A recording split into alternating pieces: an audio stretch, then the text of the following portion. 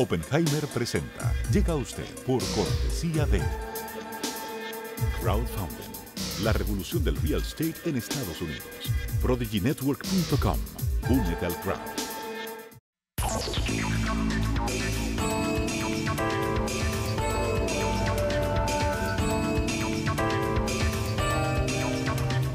Hola, ¿qué tal? ¿Cómo les va? Soy Andrés Oppenheimer. Gracias por estar con nosotros en toda América Latina y Estados Unidos. Hace pocos días estuvimos en Chile y entrevistamos a la presidenta Michelle Bachelet. Justo cuando llegamos, había un mini terremoto político en Chile, porque el diario Financial Times de Londres acababa de publicar un artículo que decía que la economía chilena ha caído en lo que describía como una nueva mediocridad. Efectivamente, Chile, la niña bonita de las economías latinoamericanas, está sufriendo un frenazo. Su economía cayó de un 5%, un promedio del 5% en los últimos años, a un 1.9% este año. O sea, Chile está mejor que otros, como Venezuela o Argentina, pero ya no está tan bien como lo estaba antes. Entonces comenzamos la entrevista con la presidenta Bachelet preguntándole si el así llamado modelo chileno, el modelo de apertura económica que tanto éxito ha tenido en los últimos 20 años, sigue vivo. Y después le preguntamos sobre Venezuela, sobre la política latinoamericana y sobre las medidas que está proponiendo en Chile para lograr una mayor igualdad de las mujeres. Vamos a ver lo que nos dijo y luego vamos a hablar sobre otro tema que puede cambiar el mapa político y económico del mundo, el desplome de los precios del petróleo y cómo va a afectar a cada uno de nuestros países. Se lo vamos a preguntar a un experto de primera línea, el exdirector de la compañía petrolera PDVSA de Venezuela, Evanán Romero. Y al final del programa, como siempre, les voy a compartir mi opinión sobre lo que vamos a escuchar y les voy a contar algo que me pasó en Chile que me impresionó muchísimo. Ya se los voy a contar. Bueno, vamos directamente a la entrevista que le hicimos a la presidenta de Chile, Michelle Bachelet, en el Palacio Presidencial. Veamos.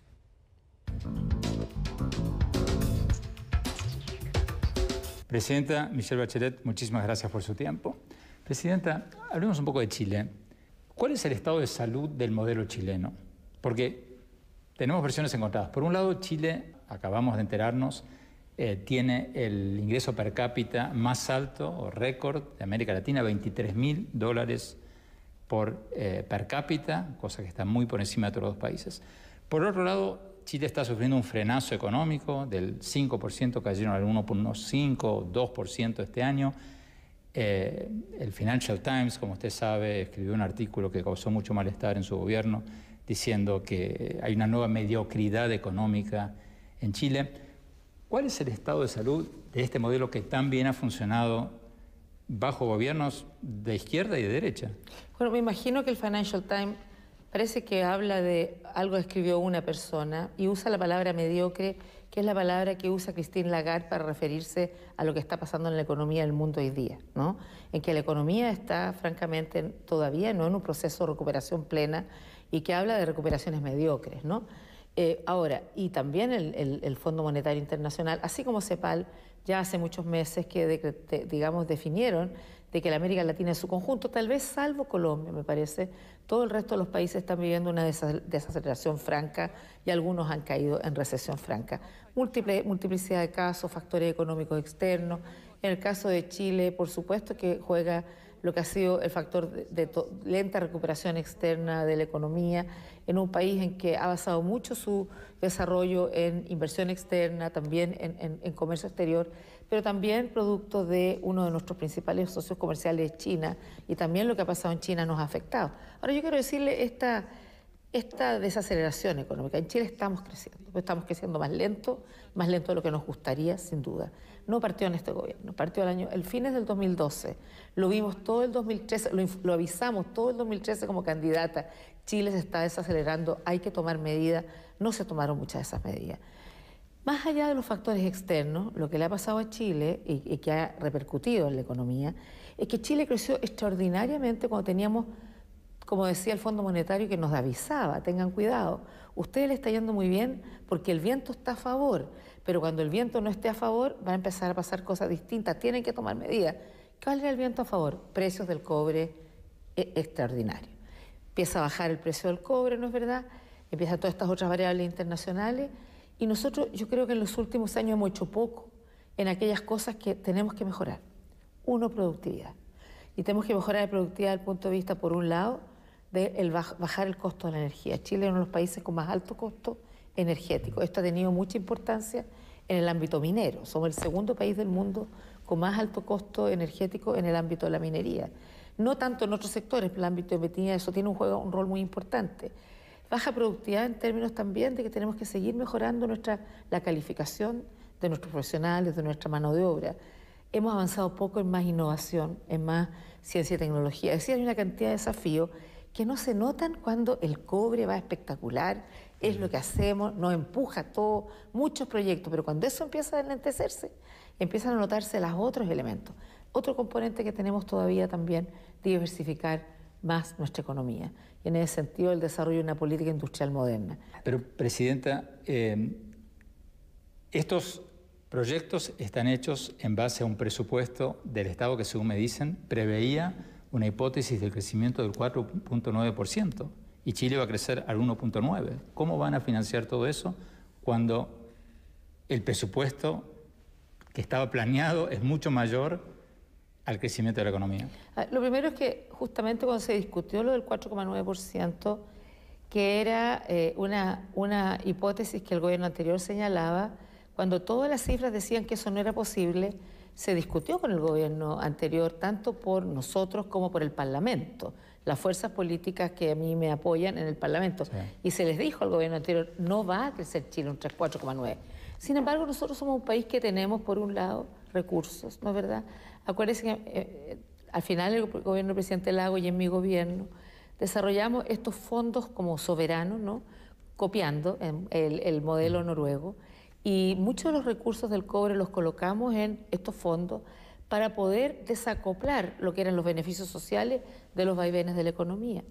Y tenemos recursos como Estado para poder llevar adelante un presupuesto que va a ser de un 9,8% de incremento.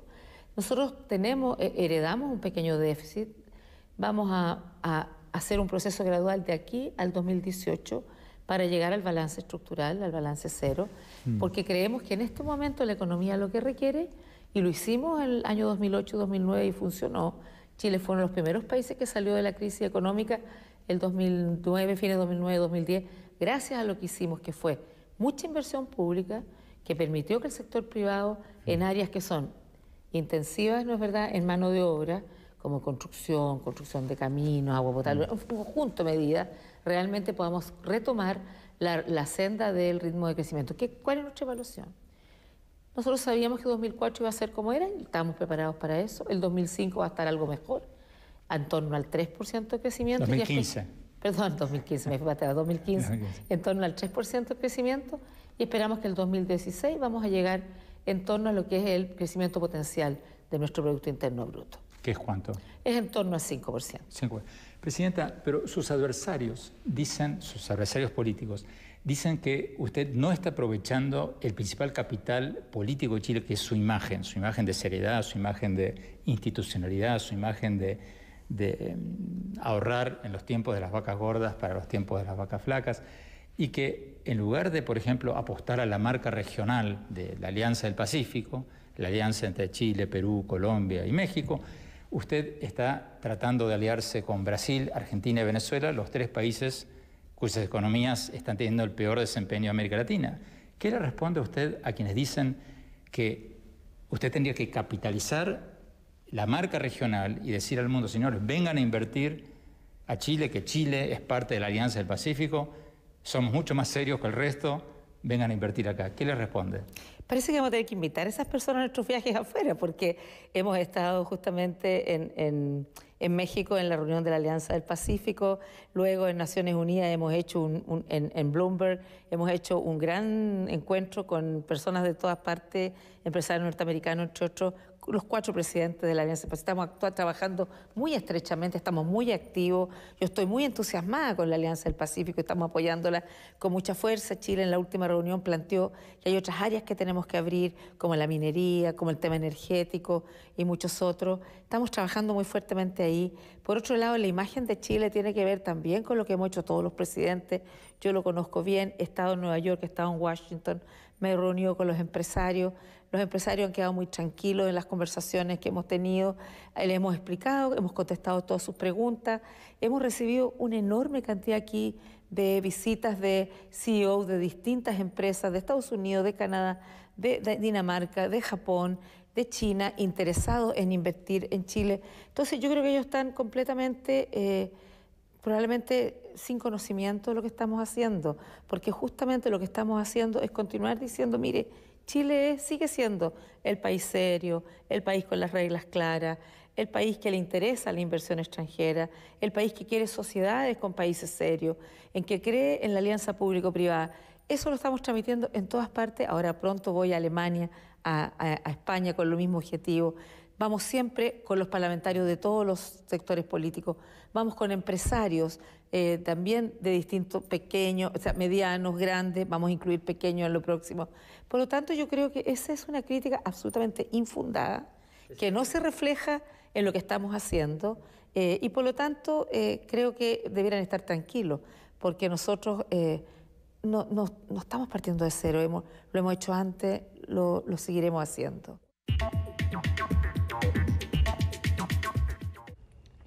Tenemos que ir a un corte. Cuando volvamos, vamos a ver lo que nos dijo la presidenta Michelle Bachelet sobre el fracaso del diálogo político en Venezuela y después vamos a hablar con el doctor Evanán Romero sobre el desplome de los precios del petróleo y cómo va a impactar a nuestros países. Ya volvemos.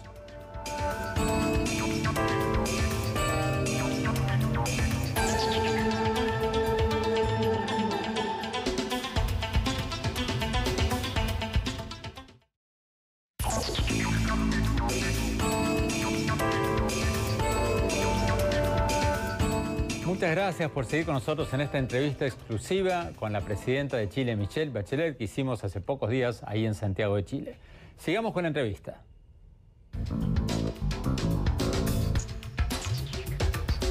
¿Cuáles son los próximos pasos en la Alianza del Pacífico? Porque la gente está en América Latina, está tan escéptica sobre todas estas sopas de letras, todas estas siglas que se constituyen todos los años, y al final del día, después de la ALADI, el Mercosur, o sea, todas estas organizaciones, al final del día el comercio interregional en América Latina es el 19%, nada. O sea, hablamos muchísimo, ustedes los presidentes se reúnen, se abrazan, cantan los himnos, se juran amor eterno y al final del día América Latina comercia menos entre América Latina que Europa, que Asia, que todas las...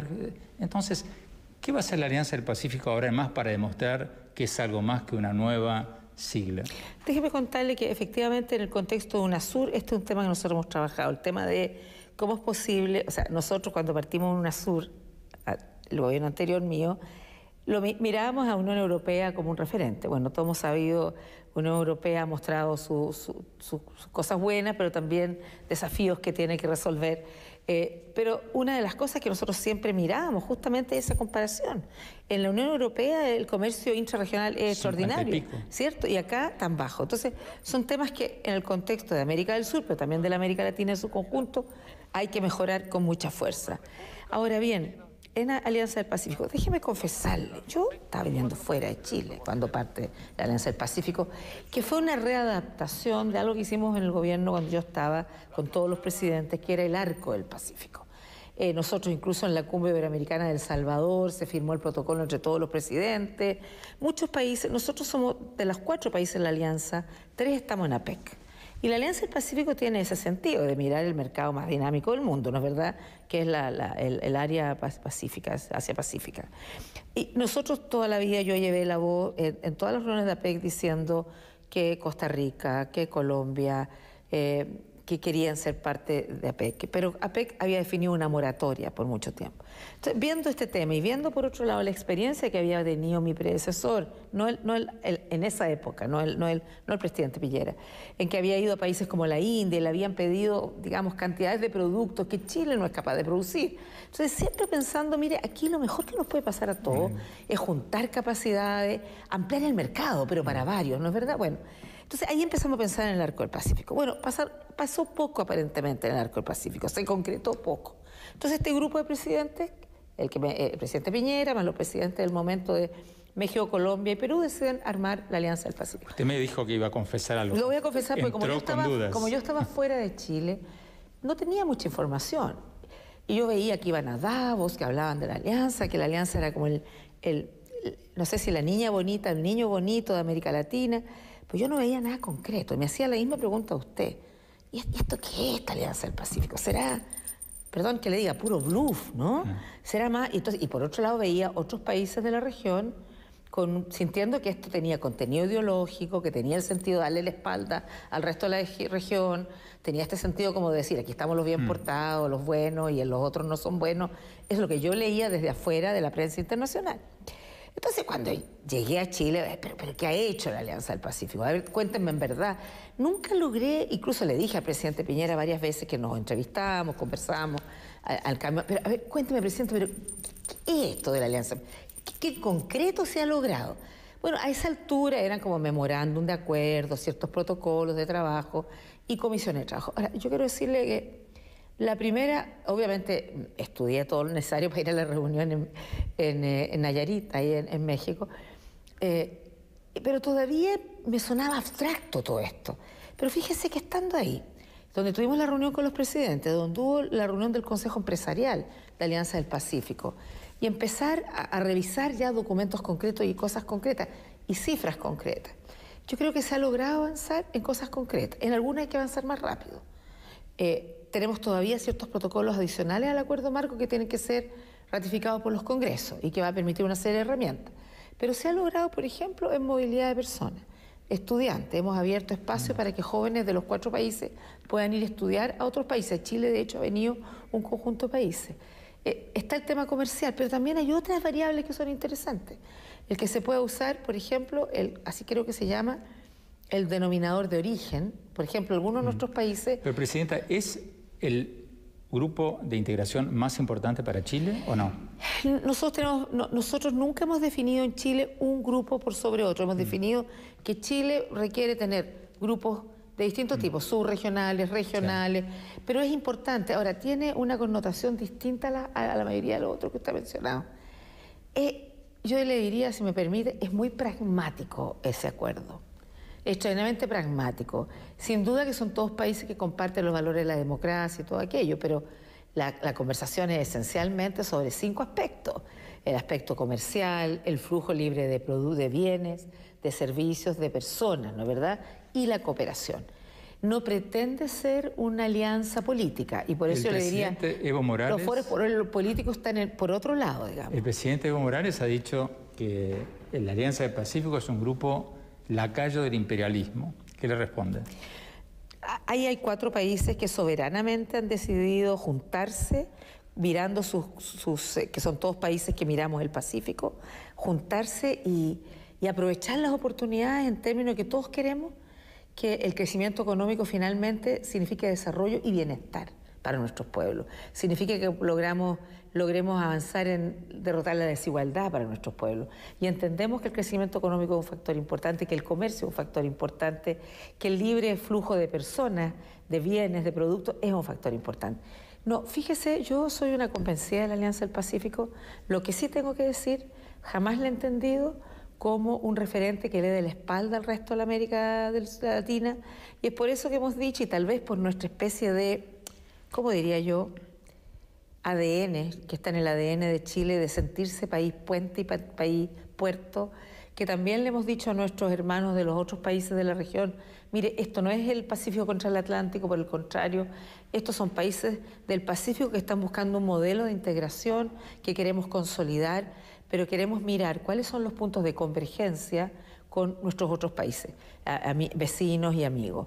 Y en ese sentido, y esto le pareció muy bien a muchos de los otros países, iba a haber ahora, a fines de noviembre, un seminario donde van a venir cancilleres, académicos y también empresarios de distintos países que quieran participar, donde se puedan identificar, no es fusionar, sino que identificar puntos de convergencia, puntos de interés, para que de partida existen en la región, digamos, usted sabe, tenemos Mercosur, tenemos UNASUR, tenemos la CELAC, y cada una de esas áreas es distinta. La CELAC es más bien política y se refiere más bien a los temas políticos. Mercosur es aduanero, pero también tiene componentes políticos, ¿no es verdad? Bueno, nosotros tenemos a esta altura 32 observadores en la Alianza del Pacífico, de países desarrollados y de países de la región. Un tema que nos duele a muchos latinoamericanos es el de Venezuela. 43 muertos en choques entre estudiantes y fuerzas de seguridad este año, miles de arrestados, cientos de heridos. Ustedes, los presidentes latinoamericanos, han aceptado las elecciones, el resultado electoral del año pasado en que ganó el presidente Maduro. Muchos de nosotros, los periodistas, criticamos ese proceso, pensamos que fue desigual, fue injusto, etc. Pero bueno, asumamos que ganó legítimamente. ¿Usted cree que el gobierno de Venezuela está ejerciendo el poder democráticamente? Mire, yo creo que nosotros, usted lo decía muy claramente, en Venezuela y en otras partes del mundo reconocemos los gobiernos electos democráticamente.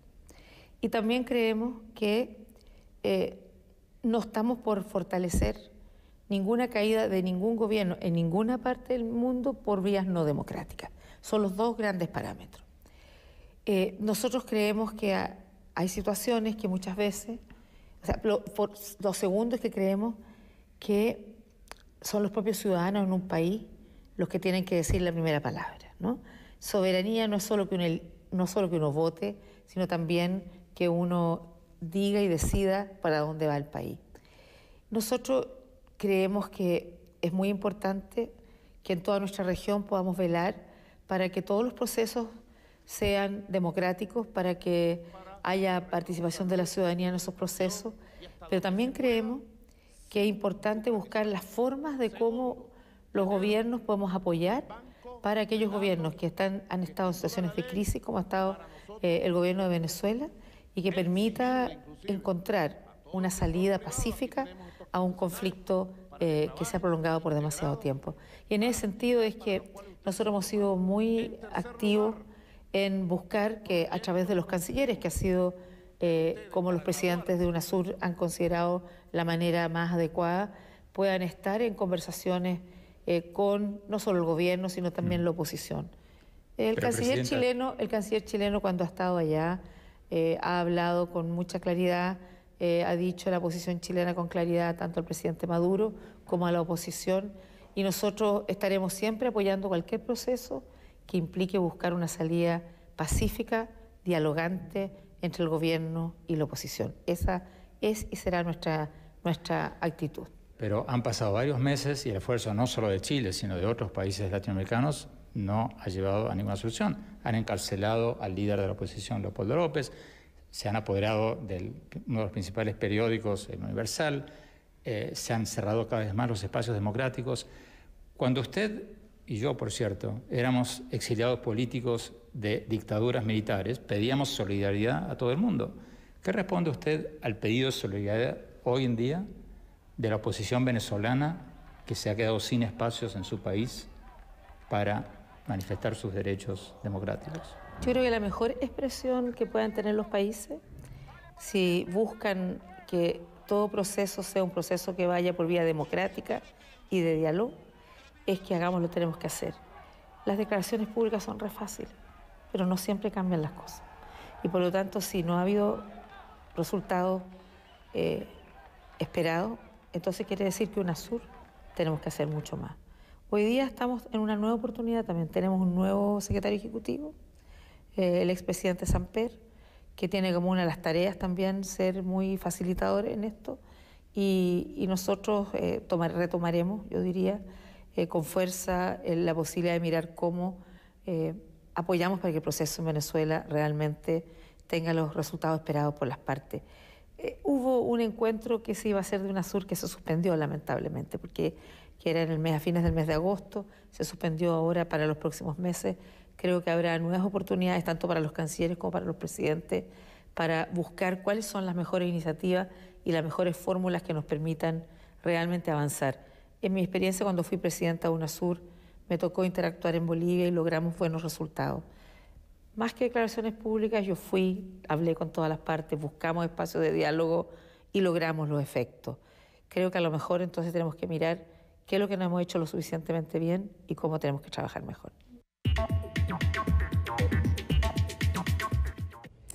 Tenemos que ir a un corte y cuando volvamos, el último tramo de la entrevista exclusiva que le hicimos a la presidenta de Chile, Michelle Bachelet. Ya volvemos.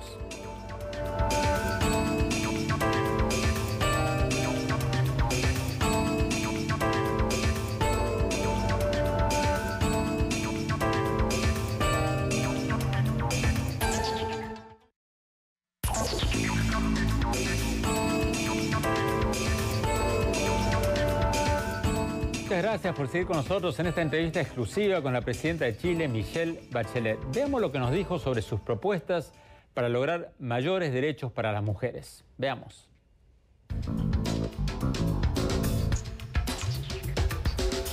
Presidenta, usted en su último cargo antes de ser electa presidente estaba a cargo de ONU Mujeres y usted está muy metida en todos los temas de género y ahora está tratando de aprobar una ley por la cual pondrían cuotas de mujeres en el Congreso.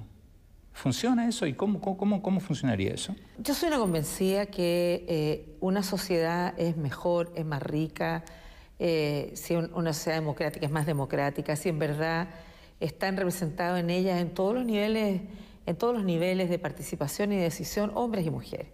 Y en nuestras sociedades, en la gran mayoría, eso no se da, porque habitualmente no se da por un don divino, sino que las mujeres tienen que conquistar los espacios, ¿no?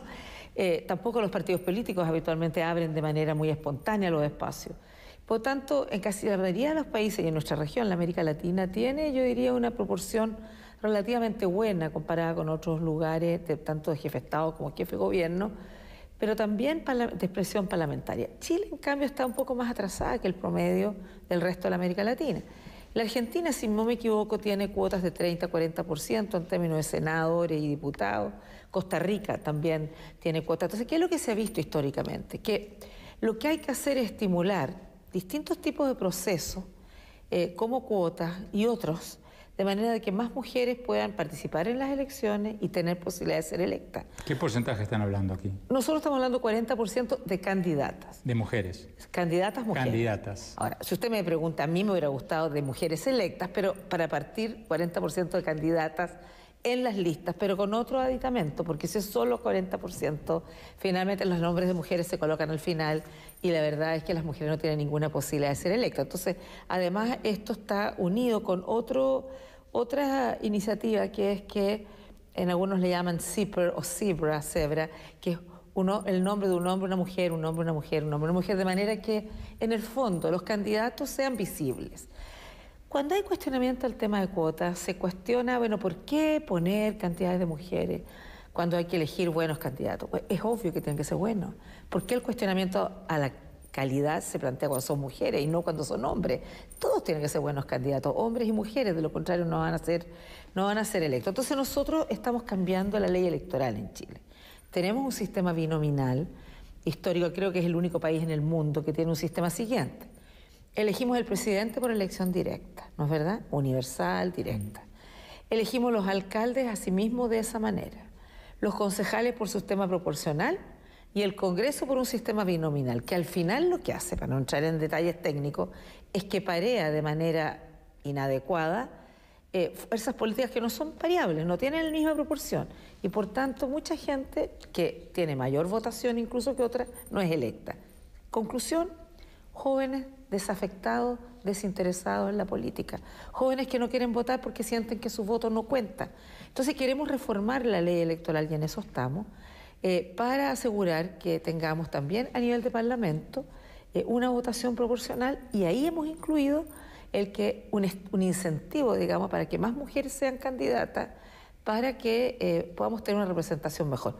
Pero añadimos a esto a otra reforma constitucional que acabamos de aprobar hace poquito, que es la posibilidad de que los chilenos en el exterior voten en las próximas elecciones presidenciales. Presidenta, pero una pregunta que usted por ahí no podía responder con libertad, paradójicamente cuando estaba en las Naciones Unidas, pero que ahora sí puede como presidente de Chile.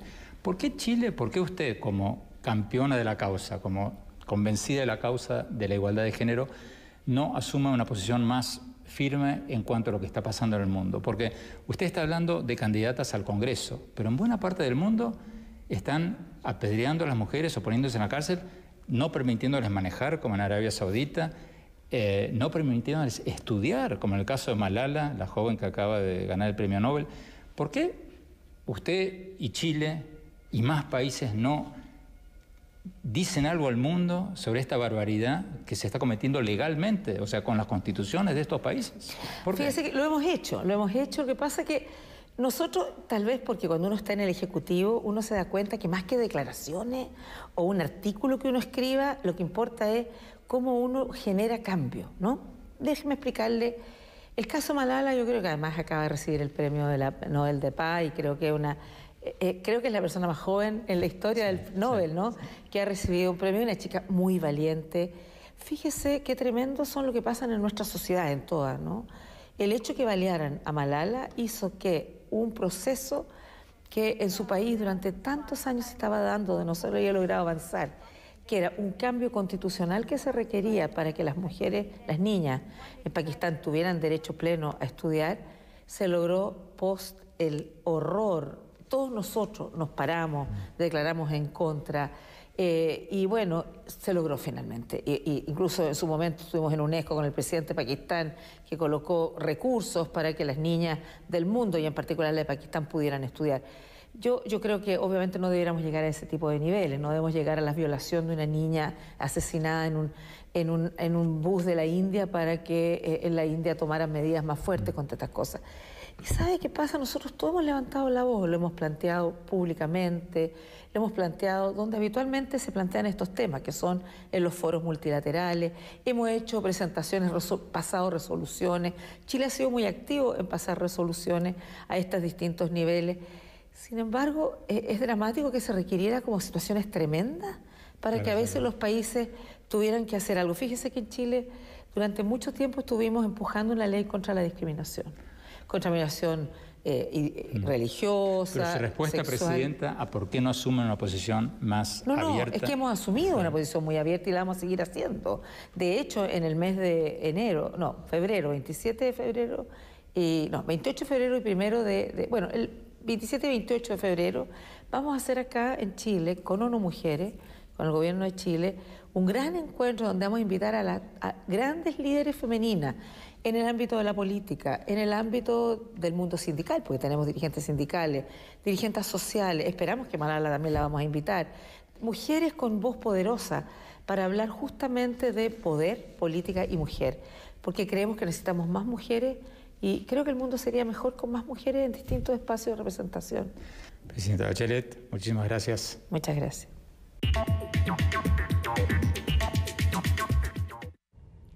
Tenemos que ir a un corte y cuando volvamos vamos a hablar con el doctor Evanán Romero sobre el desplome de los precios del petróleo y cómo va a impactar al mundo y a nuestros países. Ya volvemos.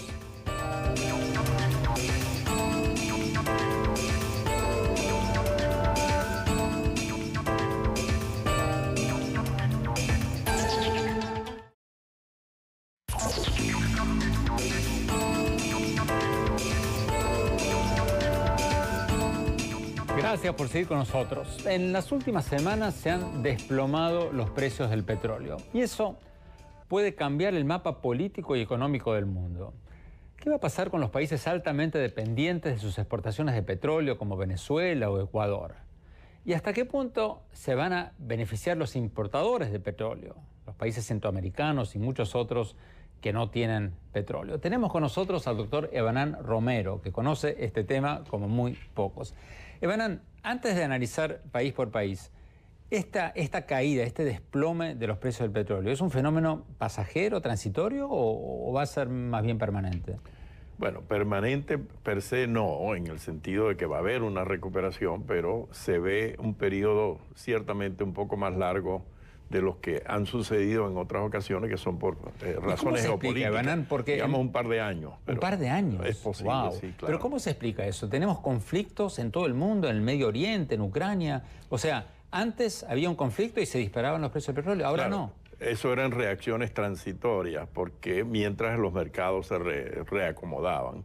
El tema es que ahora ha habido un cambio paradigmático, un cambio de juego, como llama en inglés, un game change, en el sentido que el gran consumidor y el gran importador, como era Estados Unidos, ahora es un exportador.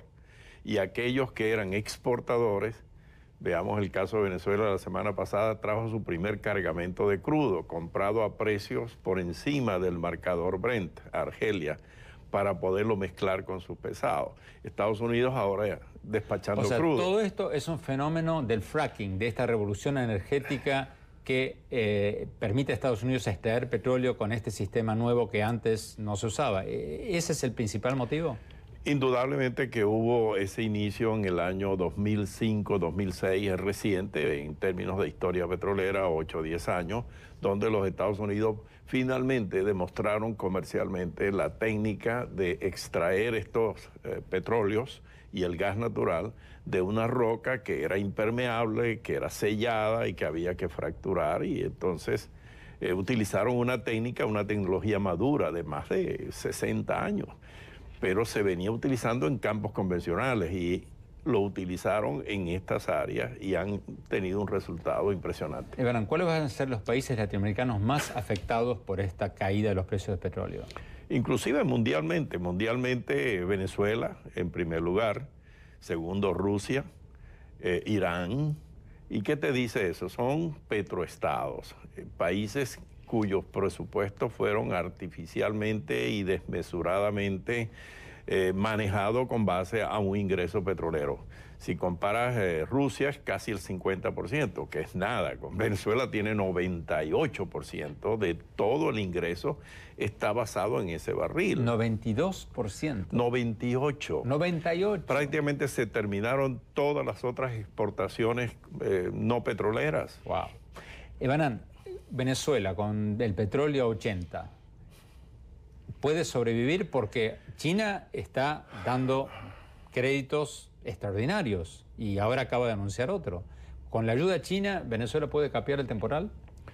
No creo, porque los chinos ahora va a ser muy difícil que le presten dinero fresco. Primero porque acaban de hacer una moratoria. Se han dado cuenta los chinos que no puede pagar los 50.000 millones de dólares que Venezuela se ha endeudado con China.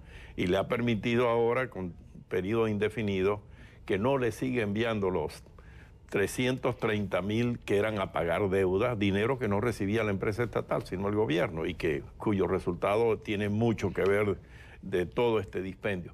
Pero es difícil que haya ese salvavidas. ¿Dónde podría venir? Tendría Venezuela que hacer unas reformas cuya ideología política no lo permite. Tendría que acudir al FMI. Ebrán, México. La reforma energética del presidente Peña Nieto se suponía iba a producir una luz de inversiones extranjeras. ¿Con el petróleo a 80 van a venir esas inversiones? Yo creo que sí. He estado trabajando en México y he estado viendo el tema. Estoy más que todo en cuestiones de tecnología, pero el entusiasmo y las posibilidades que hay no creo que se detendrían. Es posible que las áreas del Golfo de México profunda, que requieren unos niveles de inversiones muy grandes, puedan ser estiradas un poco, pero no detenidas, porque se tiene que hacer primero una cantidad de estudios que no van a impactar, digamos, las finanzas, como si es cuando ya tú movilizas una plataforma que te vale 700, 800 mil dólares todos los días. En 10 segundos nos queda. Argentina, con el petróleo 80, ¿se van a producir las inversiones para Vaca Muerta, gigantescos depósitos, reservas que se han encontrado? Vaca Muerta tiene la ventaja que es unos estratos que están debajo de una infraestructura petrolera en el Neuquén y toda esa zona, de manera que no va a tener ese gran impacto de capital, pero va a requerir petróleo entre 70 y 80 dólares. Si baja de eso, realmente se podría demorar, pero no terminar. Muchísimas gracias, doctor Romero. Vamos a un corte y mi opinión sobre todo lo que hablamos hoy. Ya volvemos.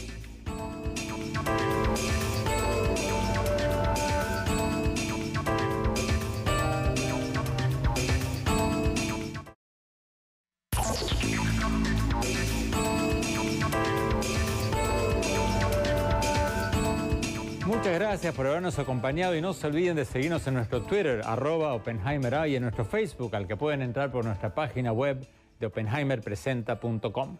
Bueno, mi opinión sobre lo que nos dijo la presidenta de Chile, Michelle Bachelet.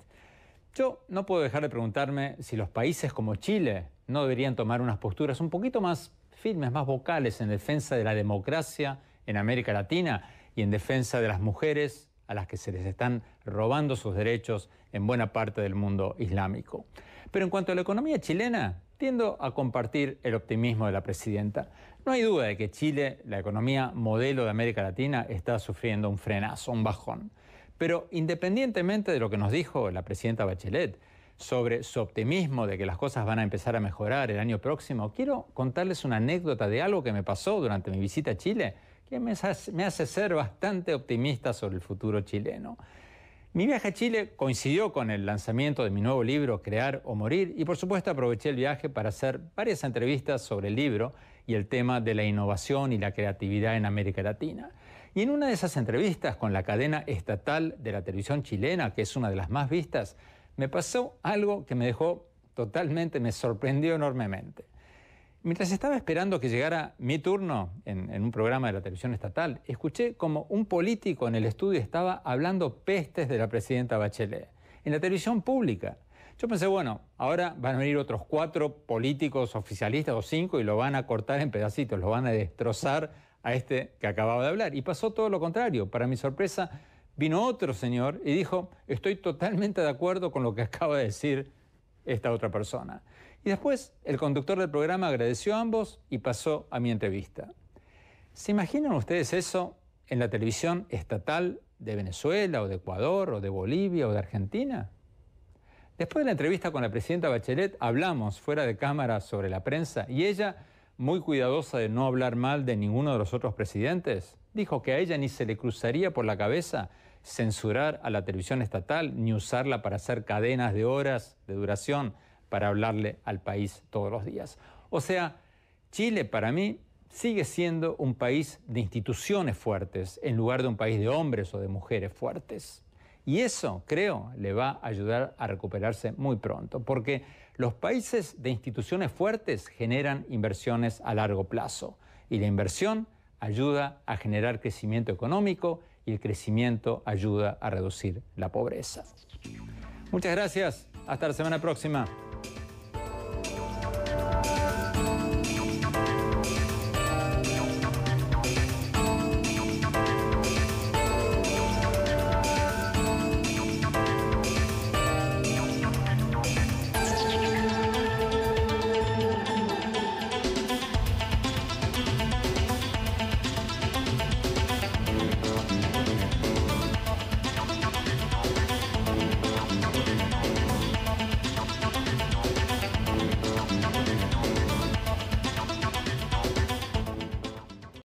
Oppenheimer presenta. Llega a usted por cortesía de Crowdfunding, la revolución del real estate en Estados Unidos. ProdigyNetwork.com. Únete al crowd.